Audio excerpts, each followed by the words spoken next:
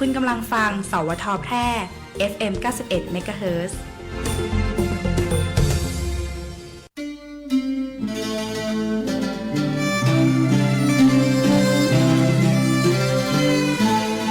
หม้อห้อมไม้สักถิ่นรักพระลอช่อแห่สีเมืองลือเรื่องแพะเมืองผีคนแพร่นี้ใจงามคำขวัญประจำจังหวัดแพร่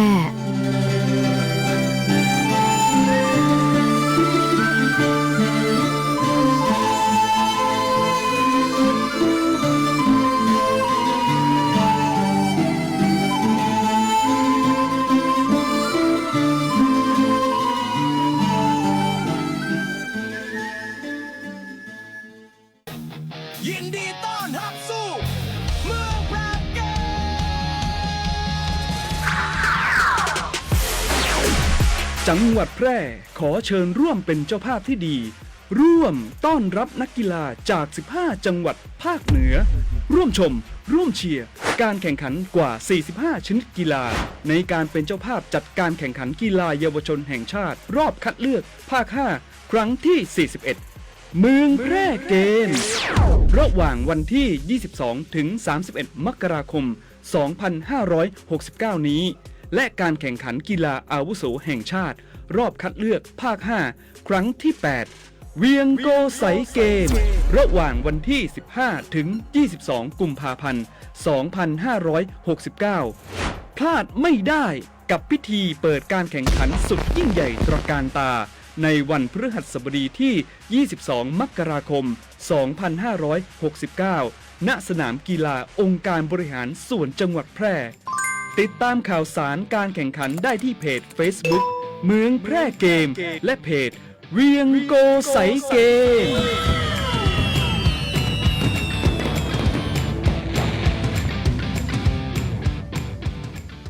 สำนักงานคปภ.มีภารกิจหลักในการกำกับดูแลเพื่อธุรกิจประกันภัยดำเนินไปอย่างถูกต้องตามหลักธรรมาภิบาลส่งเสริมให้ประชาชนเข้าถึงระบบประกันภัยได้ในทุกมิติคุ้มครองสิทธิผู้ย่าประกันภัยเพื่อได้รับความเป็นธรรมอย่างแท้จริงพร้อมอยู่เคียงข้างผู้คนในทุกช่วงเวลาของชีวิตทุกเรื่องประกันภัยโทรสายด่วนคปภ. 1186เว็บไซต์ oic.or.th Line Official @oicconnect และสำนักงานคปภ.จังหวัดทั่วประเทศคปภ.คุ้มครองผู้ทำประกันภัยคุ้มครองคุณโปรดระวังมิจฉาชีพแอบอ้างแบงก์ชาติว่าจะช่วยติดตามเงินที่ถูกหลอกคืนได้ อย่าเชื่อเด็ดขาดอย่าโอนเงินอย่าให้ข้อมูลส่วนตัวหากมีข้อสงสัยติดต่อแบงก์ชาติโทร 1213 อย่าหลงเชื่ออย่าตกเป็นเหยื่อซ้ำอีกครั้งแบงก์ชาติห่วงใหญ่เตือนภัยการเงินย้ำอีกครั้งแบงก์ชาติโทร 1213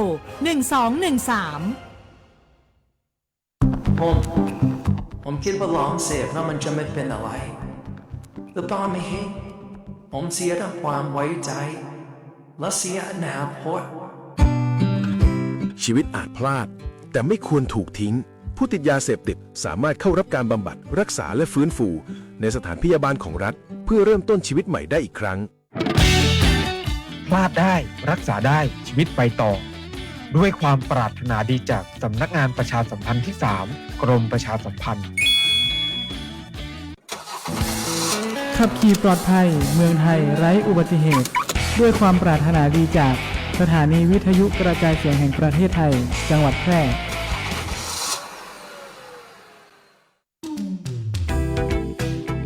คุณกำลังฟัง FM 91 เมกะเฮิรตซ์สถานีวิทยุกระจายเสียงแห่งประเทศไทยจังหวัดแพร่ให้ความรู้คู่ความสุข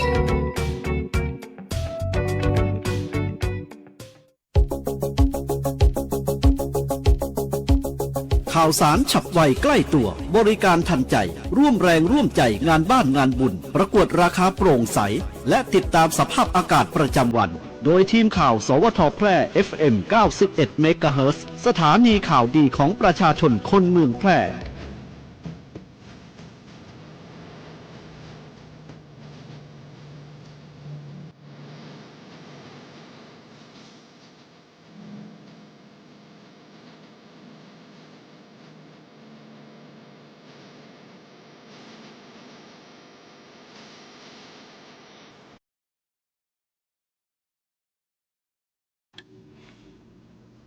สวัสดีครับสถานีวิทยุกระจายเสียงแห่งประเทศไทยจังหวัดแพร่เสนอข่าวท้องถิ่นประจำวันจันทร์ที่ 12 มกราคม พุทธศักราช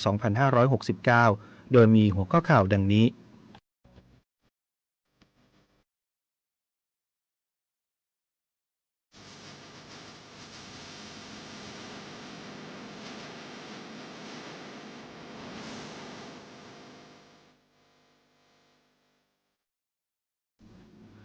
พาณิชย์จังหวัดแพร่เปิดรับผู้สมัครขอใช้ตราสัญลักษณ์ GI สินค้าส้มโอขาวน้ำผึ้งเมืองรองตั้งแต่วันที่ 12 มกราคม ถึง 27 กุมภาพันธ์นี้พัฒนาชุมชนจังหวัดแพร่ดำเนินโครงการสารสนเทศตำบลต้นแบบเพื่อการพัฒนาคุณภาพชีวิตประจำปีงบประมาณ 2569 สำนักงานเขตพื้นที่การศึกษามัธยมศึกษาแพร่รับสมัครนักเรียนประจำปีการศึกษา 2569กกต.ติวเข้มภาคีเครือข่ายขับเคลื่อนกิจกรรม 6 สัปดาห์ประชาธิปไตยดึงเยาวชนมีส่วนร่วมรณรงค์เลือกตั้งสสและออกเสียงประชามติกรมป้องกันและบรรเทาสาธารณภัยคุมเข้มการเผาในพื้นที่เกษตรแก้ปัญหา PM 2.5 อย่างยั่งยืนต่อไปเป็นรายละเอียดของข่าว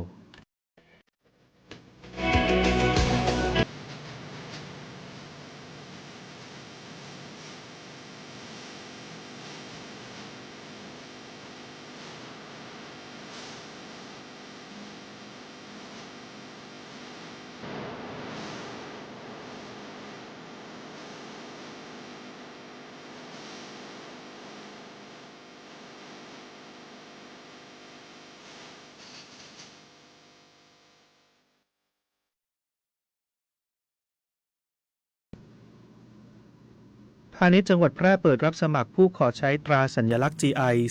สินค้าส้มโอขาวน้ำผึ้งเมืองรองตั้งแต่วันที่ 12 มกราคม ถึง 27 กุมภาพันธ์ 2569 สำนักงานพาณิชย์จังหวัดแพร่เปิดรับสมัครผู้ขอใช้ตราสัญลักษณ์สิ่งบ่งชี้ทางภูมิศาสตร์หรือ GI สินค้าส้มโอขาวน้ำผึ้งเมืองรองโดยเล็งเห็นความสำคัญในการส่งเสริมและคุ้มครองแหล่งที่มารวมถึงการสร้างความเชื่อมั่นด้านคุณภาพของสินค้าท้องถิ่นภายใต้ตราสัญลักษณ์ GI เพื่อผลักดันสินค้าให้สร้างชื่อเสียงและเพิ่มมูลค่าแก่จังหวัดทางนี้กรมทรัพย์สินทางปัญญาได้ประกาศรับขึ้นทะเบียนสิ่งบ่งชี้ทางภูมิศาสตร์สินค้าส้มโอขาวน้ำผึ้งเมืองรองอย่างเป็นทางการเมื่อวันที่ 3 มกราคม 2568 เพื่อให้การดำเนินงานเป็นไปตามขั้นตอนและกระบวนการที่ถูกต้องรวมทั้งเกิดประโยชน์สูงสุดแก่กลุ่มผู้ผลิตและผู้ประกอบการในพื้นที่สำนักงานพาณิชย์จังหวัดแพร่จึงขอประชาสัมพันธ์การเปิดรับสมัครผู้ขอใช้ตราสัญลักษณ์สิ่งบ่งชี้ทางภูมิศาสตร์หรือ GI สินค้าส้มโอขาวน้ำผึ้งเมืองรองให้ประชาชนทั่วไป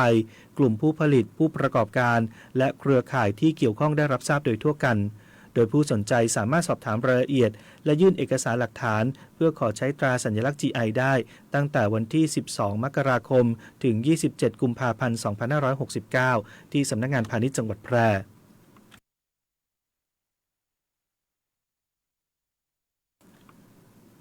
สำนักงานพัฒนาชุมชนจังหวัดแพร่ดำเนินโครงการสารสนเทศตำบลต้นแบบเพื่อการพัฒนาคุณภาพชีวิตประจำปีงบประมาณพุทธศักราช 2569 ที่ห้องประชุมเทศบาลตำบลช่อแฮอำเภอเมืองแพร่นายวีรการบุญตันพัฒนาการจังหวัดแพร่พร้อมด้วยผู้อำนวยการกลุ่มสารสนเทศการพัฒนาชุมชน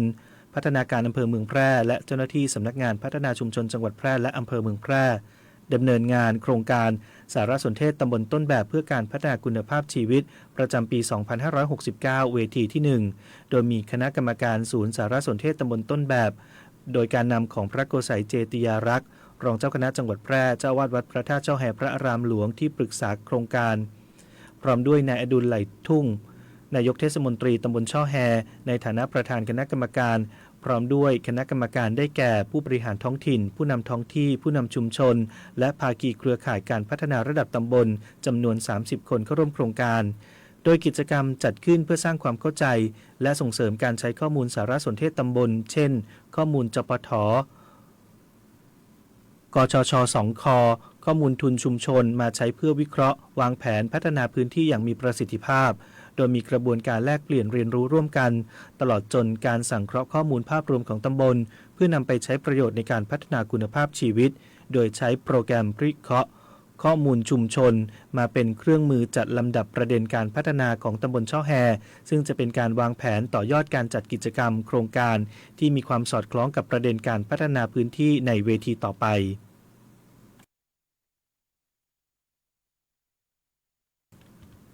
สำนักงานเขตพื้นที่การศึกษามัธยมศึกษาแพร่รับสมัครนักเรียนประจำปีการศึกษา 2569 สำนักงานเขตพื้นที่การศึกษามัธยมศึกษาแพร่ได้ประกาศรับสมัครนักเรียนประจำปีการศึกษา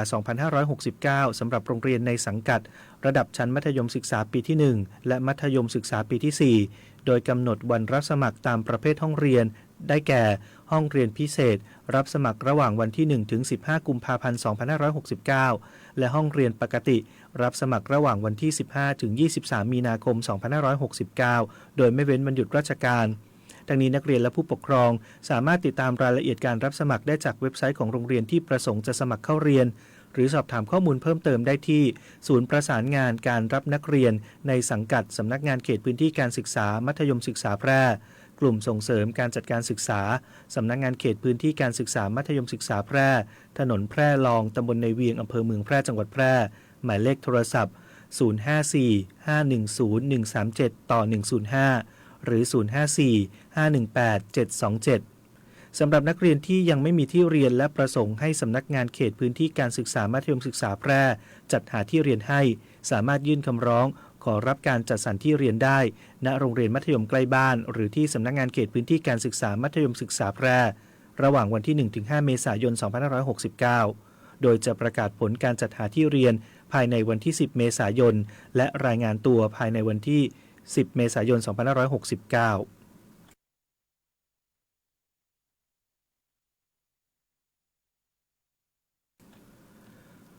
กกต.ติวเข้มภาคีเครือข่ายขับเคลื่อนกิจกรรม 6 สัปดาห์ประชาธิปไตยดึงเยาวชนมีส่วนร่วมรณรงค์เลือกตั้งสส.ออกเสียงประชามติหวังให้ประชาชนใช้สิทธิ์อย่างมีคุณภาพนายณรงค์ กลั่นวารินประธานกรรมการการเลือกตั้งเป็นประธานเปิดการประชุมชี้แจงแนวทางขับเคลื่อนกิจกรรม 6 สัปดาห์ประชาธิปไตยโดยมีนายแสวงบุญมีเลขาธิการกกต.กล่าวรายงานถึงวัตถุประสงค์ของการจัดการประชุมดังกล่าวว่าโครงการดังกล่าวเป็นความร่วมมือระหว่างกระทรวงศึกษาธิการกระทรวงการอุดมศึกษาวิทยาศาสตร์วิจัยและนวัตกรรมหน่วยบัญชาการรักษาดินแดนและสำนักงานกกต.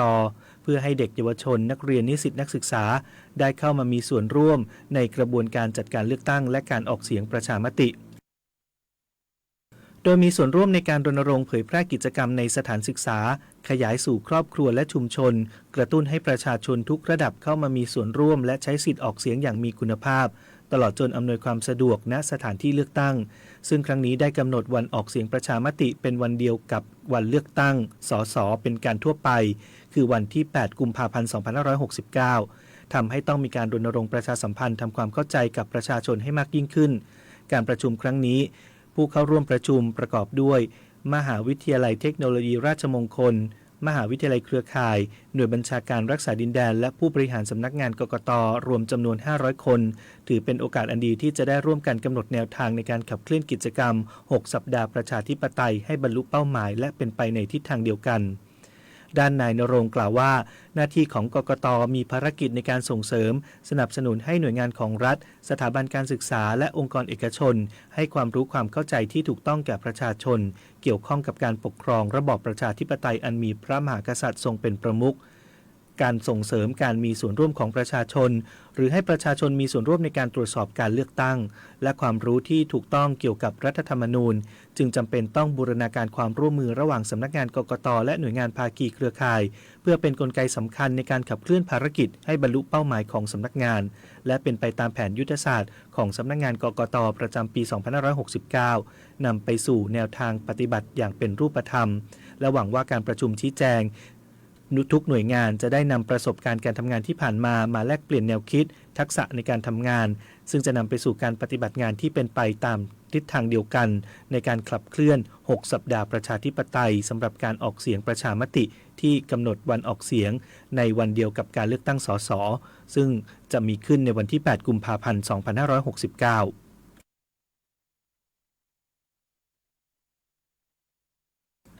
กรมป้องกันและบรรเทาสาธารณภัยคุมเข้มการเผาในพื้นที่เกษตรแก้ปัญหา PM 2.5 อย่างยั่งยืน กรมป้องกันและบรรเทาสาธารณภัยเดินหน้ามาตรการป้องกันและแก้ไขปัญหาการเผาในพื้นที่เกษตรกรรมประจำปี 2568/2569 เพื่อแก้ไขปัญหาฝุ่นละออง PM 2.5 ซึ่งตั้งเป้าลดพื้นที่เผาไหม้ภาคการเกษตรทั่วประเทศไม่น้อยกว่า15%โดยประสานทุกจังหวัดเฝ้าระวังไฟป่าหมอกควันและฝุ่น PM 2.5 อย่างใกล้ชิดรวมทั้งสร้างการรับรู้ให้ประชาชนสามารถปฏิบัติตนได้อย่างถูกต้องและปลอดภัย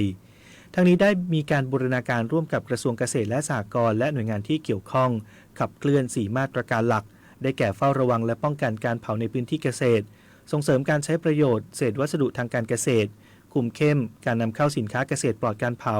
และส่งเสริมการเกษตรปลอดการเผาเพื่อแก้ไขปัญหาฝุ่น PM 2.5 อย่างยั่งยืนในระยะยาว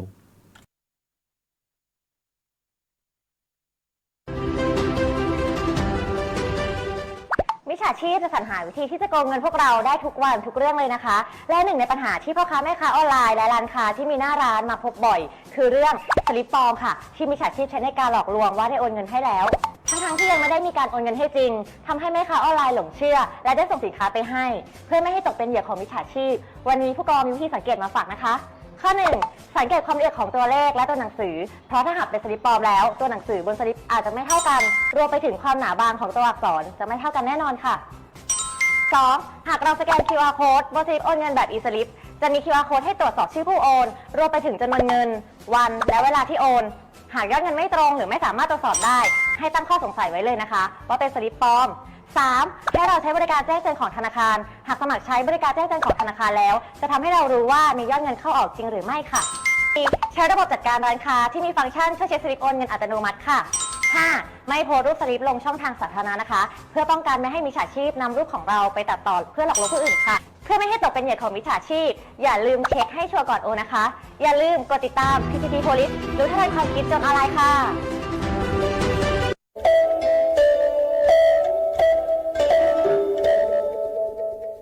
ลูกติดยาคุณพ่อคุณแม่ต้องแสดงความฮักความเข้าใจอูจากับลูกสร้างความอบอุ่นในครอบครัวเพื่อให้ลูกเปิดใจหาตังออกร่วมกันและนำเข้าบำบัดรักษาบ่มีบันทึกประวัติบ่มีความผิดรักษาฟรีได้ที่โรงพยาบาลของรัฐใกล้บ้านกู้แห่งด้วยความปรารถนาดีจากสำนักงานปปส.ภาค 5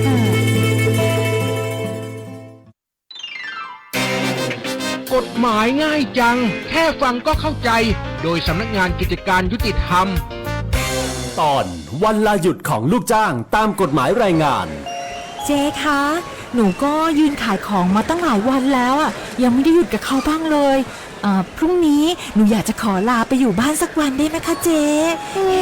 แบบนี้ก็ได้เหรอยายนกลาแบบนี้ลาได้ที่ไหนกันน่ะเอาได้สิคะเจ๊นี่หนูไปศึกษากฎหมายแรงงานมาเลยนะเจ๊เขาบอกว่าหนูในฐานะลูกจ้างเนี่ยมีสิทธิ์ใช้วันลาหยุดด้วยแหละอ้าวตายจริงฉันเป็นนายจ้างมาตั้งนานนะเนี่ยไม่เห็นจะรู้เรื่องกับเขาบ้างเลยอะแล้ววันลาหยุดของลูกจ้างตามกฎหมายแรงงานเนี่ยมันมีวันไหนบ้างล่ะเนี่ยตามกฎหมายแรงงานมีระบุวันลาประเภทต่างๆไว้7ประเภทคือวันหยุดประจำสัปดาห์วันหยุดตามประเพณีวันหยุดพักผ่อนประจำปีการลาคลอดการลาเพื่อทำหมันการลากิจการลาเพื่อรับราชการและการลาเพื่อฝึกอบรมบริษัทสามารถนำกฎหมายแรงงานมาใช้เป็นหลักเกณฑ์ในการกำหนดวันหยุดและวันลาในบริษัทได้ส่วนถ้านายจ้างฝ่าฝืนหรือไม่ปฏิบัติตามกฎหมายขั้นต่ำปรับเงินไม่เกิน 5,000 บาทหรือจำคุกไม่เกิน1ปีหรือปรับเงินไม่เกิน 200,000 บาทหรือทั้งจำทั้งปรับแต่ถ้าหากเราปฏิบัติตามกฎหมายก็จะสุขใจทั้งตัวนายจ้างและลูกจ้างเพื่อการทำงานอยู่ร่วมกันอย่างมีความสุขนะคะโอเคให้ลาก็ได้แต่แบบนี้ฉันนับเป็นวันลาพักผ่อนไปแล้วกันนะขอบคุณค่ะเจ๊หากสงสัยเรื่องกฎหมายหรือได้รับความไม่เป็นธรรมติดต่อสำนักงานยุติธรรมจังหวัดทั่วประเทศหรือโทรสายด่วนยุติธรรม1111กด77นะ จะบอกให้ การล่อลวงบังคับขู่เข็นกักขังผู้หญิงหรือเด็กเพื่อการค้าประเวณีใช้แรงงานเยี่ยงทาสหรือเป็นขอทานล้วนแต่เข้าข่ายความผิดฐานค้ามนุษย์พบเห็นเบาะแสการกระทำผิดค้ามนุษย์แจ้งสายด่วนศูนย์ดำรงธรรม1567ตลอด24ชั่วโมง ด้วยความปรารถนาดีจากกระทรวงมหาดไทยและมูลนิธิ World Childhood Foundation ในสมเด็จพระราชินีซิลเวียแห่งสวีเดน